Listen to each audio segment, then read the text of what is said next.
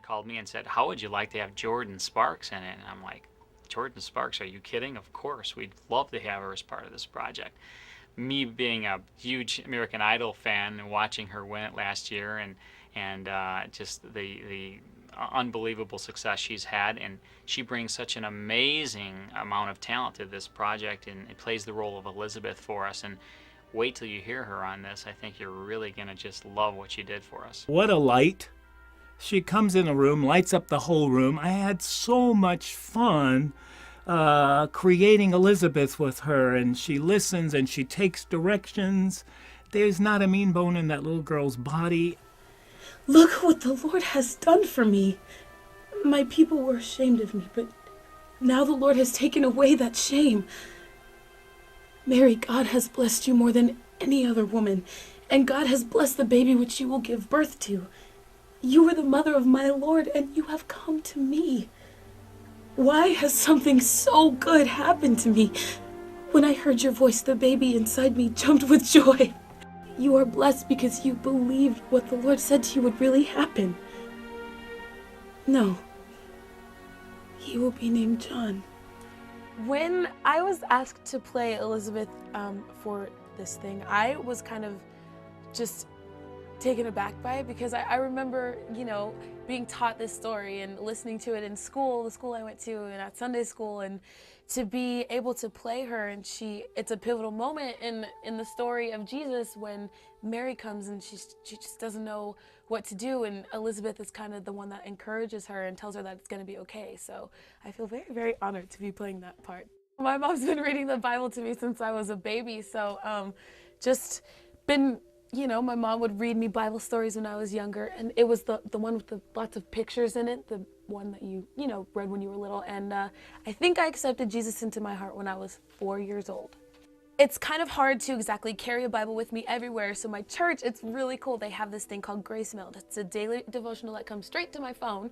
So I get it every day, and it's really, really amazing how every devotional that comes to my phone each day applies exactly to what I'm going through, or exactly what I'm worrying about or thinking of. And it's great to have that, because I'll be worried about something and all of a sudden I'll read a scripture and I'm just like, you know what?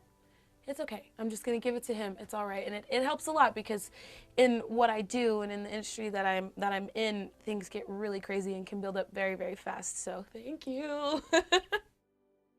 So basically, for the song, it was supposed to be a solo song, and I had mentioned Chris Brown before, and basically my management were knocking on their door to get me to have the song, and then a few months later, they're like, well, who would you want to do it with if we did it as a duet? And I said, Chris Brown, and so then that all worked out. But basically, the song is about these two people telling each other that they can't live without each other, and that they're basically the air that each other breathe, and without them, that they can't live. And so me and my family kind of took it as a spiritual thing, that the Lord is our air and we need him to breathe and we need him to survive, and without him we're nothing. So it has a different meaning, and it's really cool to think of it that way, because sometimes we think of it that way and we know somebody else is taking it a totally different way. So it's just really cool what music can do, but there's different subtext for you. I actually started out doing a lot of musical theater and drama when I was in high school, and I did all that kind of stuff, and I loved being on the stage and being able to be a different character, but I also could sing, so it was really cool to mix the two. So I would love to do some acting, maybe Broadway if that ever came around, but I would love to do a lot of different things. Have my own TV show. I'm kind of funny, in case you haven't noticed.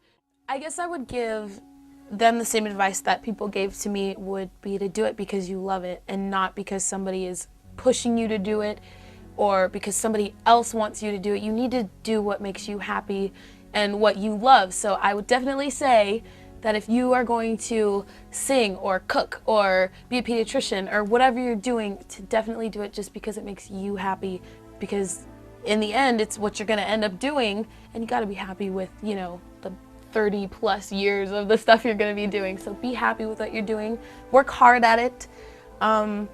Practice doesn't necessarily make perfect, but it helps you get better, and just have fun with it. That's what I would say. Promise means to me that he will never leave me, and I don't have to worry about what going on. Things may get really crazy, but I know that his plan is perfect, and whatever happens is totally laid out by him, and that's what's supposed to happen. So I take comfort in that sometimes when things don't go like I thought they would. So, yeah. Pickles. Bella. Crystal Lewis, I listened to her. My mom, like, was playing her when I was in a little, like, bassinet, whatever you call it. And Kirk Franklin, I love him, absolutely adore him. Video game. Oh, I just got The Sims Castaway for my Nintendo DS. There's no place like home. Seriously, I like being home. I haven't been able, the past couple years, I haven't been home very much. So when I go back, it's like, oh my gosh, it's so exotic, you know, because it's so relaxing, and I get to be there and sleep in my own bed and see my dogs and my family. So, SpongeBob SquarePants.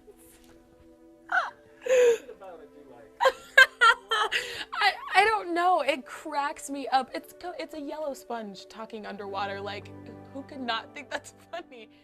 Favorite book?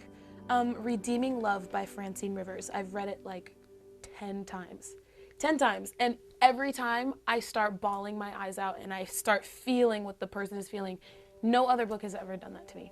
It's amazing. Please go pick it up. Eduardo Vestrici? Or Eduardo V. I'll just say that because I can't pronounce his last name. The Word of Promise. Next Generation. New Testament Audio Bible.